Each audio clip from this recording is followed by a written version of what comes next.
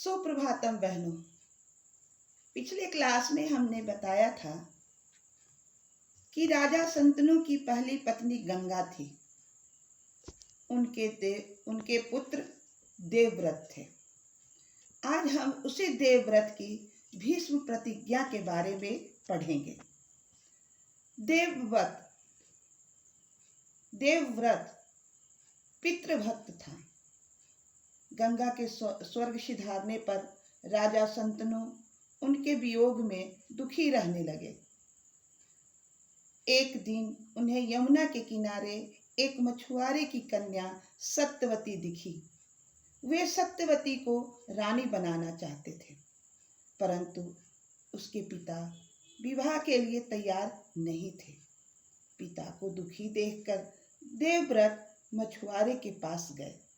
मछुआरा अपनी कन्या का विवाह राजा से करने को तैयार नहीं था। उसने स्पष्ट शब्दों में कहा, मेरी बेटी कहने के लिए रानी रहेगी, राजगद्दी तो आपको ही मिलेगी राजकुमार। सत्यवती के पुत्र राजगद्दी पर नहीं बैठ पाएंगे। देवव्रत ने कहा, आपको वचन देता हूँ कि राज सिंहासन पर कभी नहीं बैठूंगा। सत्यवती के बेटे ही राज करेंगे। मछुआरा बहुत चालाक था।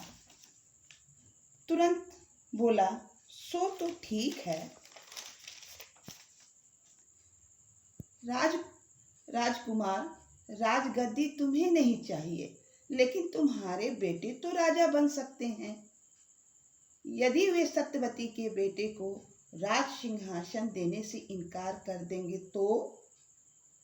बालक देवव्रत का चेहरा तमतमा उठा और उसने ब्रज निश्चय करते हुए कहा, माँ गंगा की शपथ लेकर प्रतिज्ञा करता हूँ कि मैं विवाह नहीं करूँगा, जीवन भर ब्रह्मचारी रहूँगा।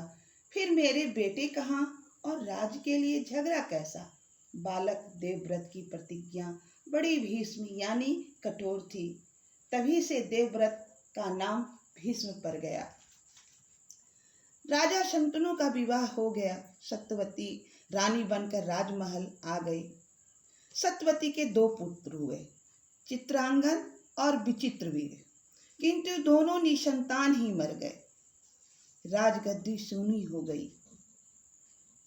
तब सत्यवती ने भीष्म से राज सिंहासन पर बैठने को कहा, लेकिन भीष्म ने अपना ब्रज निश्चय दोहराते हुए कहा, सूर्य और चंद्र अपना स्थान छोड़ दें, किंतु मैं अपने बात से नहीं टलूंगा। निराश होकर वे अपने पहले पुत्र व्यास जी को याद किया। व्यास जी आए, बोले कि मैं तो बचपन से ही दुनिया से दूर हो गया हूँ, अब मुझे इस झंझट में मत बांधो, लेकिन हाँ, तुम्हारी चिंता मैं अवश्य दूर कर दूंगा। व्यास जी की कृपा से विचित्रवीर की रानियों के 2 पुत्र हुए, धृतराष्ट्र और पांडु। धृतराष्ट्र जन्म से ही अंधे थे, अतः पांडु राजगद्दी पर बैठे। पांडु के पुत्र पांडव कहलाए और धृतराष्ट्र के पुत्र कौरव कहलाए। आपको तो याद होगा, पांडु के पुत्र कितने थे? 5। और कौरवों के कितने पुत्र थे? और कौरव कितने थे? 100। उसके बाद पांडु की मृत्यु हो गई। जब पांडु की मृत्यु हुई, उस समय पांडु पुत्र बहुत छोटे थे। इसलिए राजगद्दी की देखरेख धृतराष्ट्र को सौंपा गया। इस तरह से राजकाज चलने लगा। अब हम अगले दिन